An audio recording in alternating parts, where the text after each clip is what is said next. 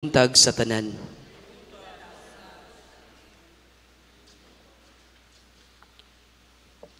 Ang imong mga pulong o Ginoo, espiritu o kinabuhi. Karon mo ay katulo nga Domingo sa atong liturhikanong kalendaryo sa simbahan.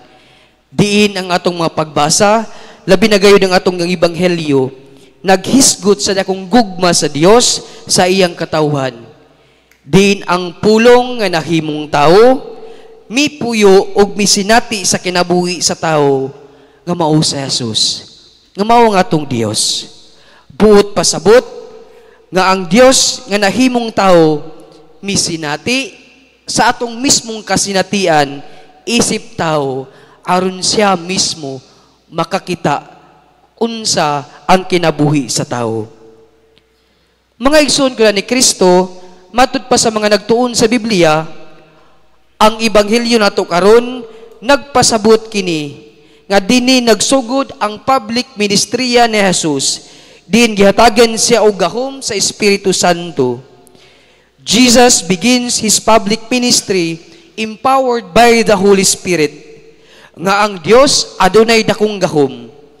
Gahom sa pagmugna og mga maayong butang dinhi sa kalibutan, aron ang tanan nga makaambit niini mamahimo nga maayo ug labaw sa tanan mamahimo nga balaan. Ang misyon ni Jesus nagdala og kahayag sa matag usa nga nagkinahanglan og kaluwasan. Siya ang maghatag og paglaom sa mga kabus, nagapangita sa kaluwasan sa mga binihag ug nagpahiuli sa pananaw sa mga buta.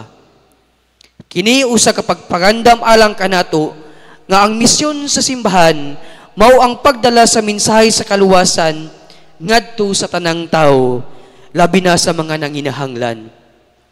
Si Jesus nagpaila sa iyang kagalingon nga siya ang katumanan sa mga gipanagna sa mga propeta ug ang dalan ngadto sa tinuod nga kaluwasan. Maong si Jesus kanunay nagwali sa maayong balita. Kanunay nagwali sa gingharian sa langit. Kanunay nagwali kinsa ka ng Dios nga kaniadto nga dili makita. Nga siya ang Ginoo nga gipadala aron magdala sa kaluwasan sa tanang mga tao. Mga igsoon ko ni Kristo, kitang tanan nakaambit niini, pinaagi sa nung tagsa-tagsa kabunyag, pinaagi sa tubig nga gigamit aron kita mahugasan sa atong mga sala, o pinaagi usab sa diog sa Krismas sa kaluwasan aron makabaton kita og kinabuhi nga Dios nun. Ang kaluwasan magagikan sa atong personal nga relasyon ngadto sa Dios, ug pinaagi niini makahatag kita og kalipay, paglaom ngadto sa uban. Kay una sa tanan, anaaman kita'y hugot nga relasyon sa atong Dios nga magbubuhat.